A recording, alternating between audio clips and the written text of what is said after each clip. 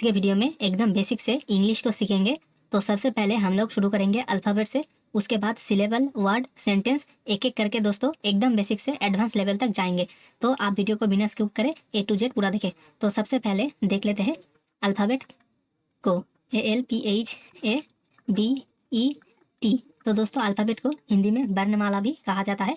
और अल्फ़ाबेट जो शब्द है वो आया है ग्रीक दो शब्द अल्फ़ा और बीटा, इन दोनों से। तो ग्रीक जो लेटर्स है अल्फ़ा बीटा, ये दोनों से ही अल्फ़ाबेट आया है। तो आप लोग जानते हैं कि इंग्लिश में टोटल 26 लेटर्स है, ABCDEFGH, I, J, K, L, M, N, O, P, Q, R, S, T, U, V, तो दोस्तों टोटल 26 लेटर्स है। और इनमें से A, E, I, O, U, इस जो टोटल 5 लेटर्स है इनको कहा जाता है भावेल्स।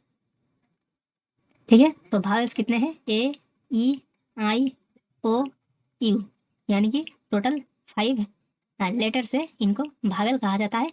और बाकी के जो 21 लेटर्स बचे उनको कहा जाता है कॉन्सोनेंट। ठीक है, तो टोटल कितने हो गए? 21 लेटर्स। ठीक है दोस्तों, तो भावेल्स किसे कहा जाता है? तो जो सारे लेटर्स हम किसी और दूसरे लेटर के हेल्प लिए बगैर ही प्रोनाउंस कर सकते हैं उनको कहा जाता है भावेल, जैसा कि A, E, I, O, U। और कॉन्सोनेंट जो भावेल की मदद लेकर प्रोनाउंस होते हैं तो उनको कहा जाता है कॉन्सोनेंट्स। लेकिन दोस्तों यहाँ पर एक ट्विस्ट है, वो है कि इधर पर देखिए W और जो है W, एक तो हो गया W और उसके बाद हो गया Y, इन दोनों को कहा जाता है दोस्तों सेमी भावेल्स, क्योंकि एक तरीके से ये भावेल का भी काम करता है और कॉन्सोनेंट का भी काम करता है।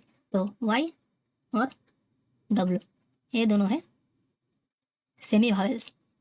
सेमी भावेल्स एक एग्जांपल देके समझाते हैं दोस्तों, जैसे कि W का अगर हम देखें OA, ठीक है, और एक वर्ड अगर हम लोग कंसिडर करें जैसे कि काउ, तो दोनों ही वर्ड में W का प्रोनाउंसिएशन अलग तरीके से होता है। ये जो OA है, इस OA में W जो है वो एक कॉन्सोनेंट की तरह काम करता है। ठीक है, कॉन्सोनेंट की तरह। और जो काव है इसमें एक भावेल की तरह काम करता है। और वाई का भी अगर हम लोग एग्जाम्पल ले तो आप देख पाएंगे कि अगर वाई एक वर्ड का सबसे पहले अगर उसका प्लेस होता है जैसे कि येलो, तो वाई तब एक कॉन्सोनेंट की तरह काम करता है।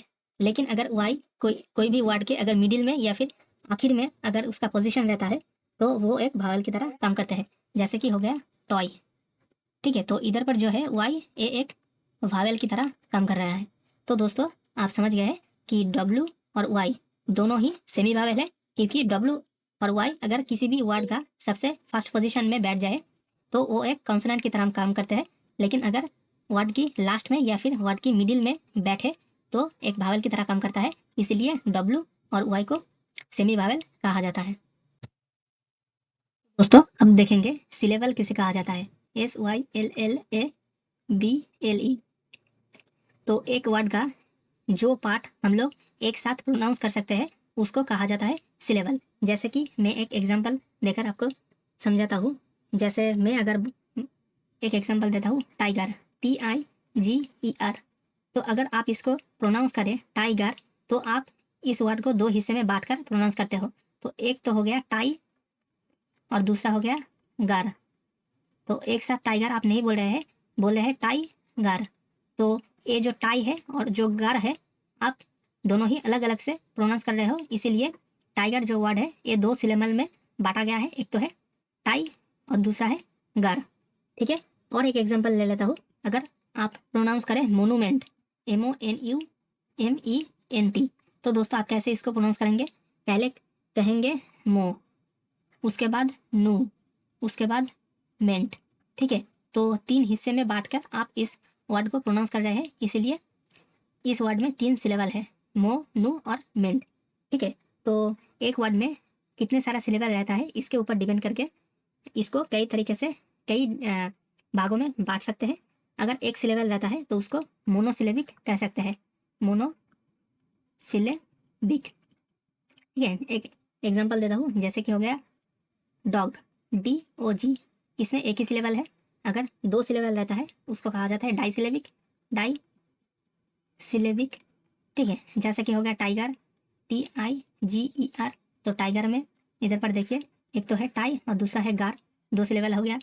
अगर 3 सिलेबल देखें तो उसको कहा जाता है ट्राई सिलेबिक। ठीक है, ट्राई सिलेबिक का एग्जाम्पल ये जो मोनूमेंट है, ठीक है, मोनूमेंट। ठीक है, तो कौन कौन सा सिलेबल है, एक तो हो गया मो, उसके बाद नू, उसके बाद मेंट। और अगर एक वर्ड में 4 सिलेबल रहता है तो आप उसको क्वाड्री सिलेबिक कह सकते हैं, क्वाड्री सिलेबिक 4। जैसे कि एक एग्जाम्पल मैं आपको दे रहा हूँ, कॉम्पोजिशन। ठीक है, कॉम्पोजिशन, तो आप कैसे अलग करेंगे, एक तो हो गया कॉम, उसके बाद हो गया पो, उसके बाद जी, उसके बाद शन, तो 4 इधर पर सिलेबल हो गया। तो अगर एक वर्ड में 5 सिलेबल रहता है तो आप उसको पेंटा सिलेबिक भी कह सकते हैं। ठीक है, पेंटा सिलेबिक। जैसा कि दोस्तों एक एग्जांपल जैसा कि हो गया अनसोफिस्टिकेटेड। ठीक है, अनसोफिस्टिकेटेड में कितना है, 5 से ज़्यादा हो रहा है दोस्तों। लेकिन अगर मैं कहूँ कि प्रेसिपिटेशन, प्रेसिपिटेशन, तो इधर पर देखिए 5 सिलेबल हो रहा है, प्रेसिपिटेशन, 1 2 3 4 5, 5 सिलेबल हो रहा है, इसलिए पेंटासिलेबिक। अगर 5 से ज़्यादा हो जाए तो उसे कहा जाता है पॉलीसिलेबिक। ठीक है, पॉलीसिलेबिक। जैसा कि मैं पहले जो बता रहा था कि अनसोफिस्टिकेटेड, अनसोफिस्टिकेटेड, तो आप खुद से ही इसको अलग कर सकते हैं, अनसोफिस्टिकेटेड। तो 1 2 3 4 5 6, तो 5 से ज़्यादा हो गया इसलिए पॉलीसिलेबिक। ठीक है, तो आप खुद से ही इसको ट्राई कर सकते हैं दोस्तों। तो मिलते हैं नेक्स्ट वीडियो में, तब के लिए धन्यवाद।